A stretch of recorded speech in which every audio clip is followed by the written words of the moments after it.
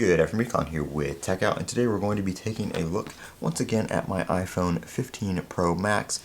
I know a lot of you guys are curious as to how the battery health is going on these phones.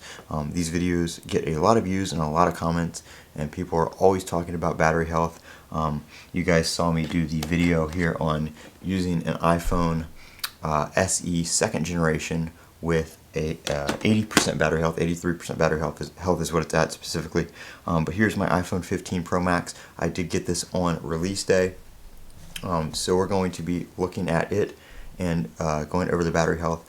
So you can see here I do have 150 cycles on it. I wanted to get this, I did one at 100, so now we're at 150, and we are still at 100% battery health. And I'm not doing anything special, as I've told you guys before. I don't use any kind of optimization or anything like that. As you can see here, the charging optimization is just set to the default optimized battery charging, which doesn't seem to kick in that much as it used to, but this just kicks in when it recognizes that you're charging the phone like overnight, and it will charge to 80%, and then it will wait to charge the rest of the way until it's closer to the time you usually get up. I just use that on the default. That's what I've always used. I'm not using the 80% limit or anything like that.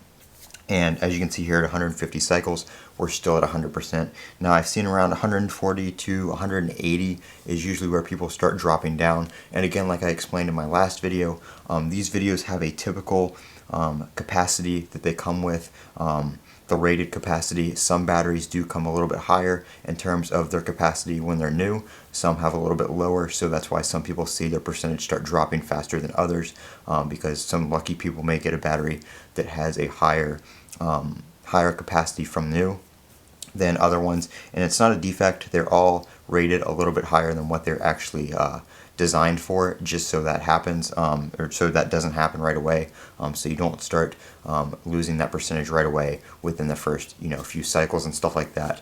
They're manufactured to a little bit higher capacity than what they actually tell you.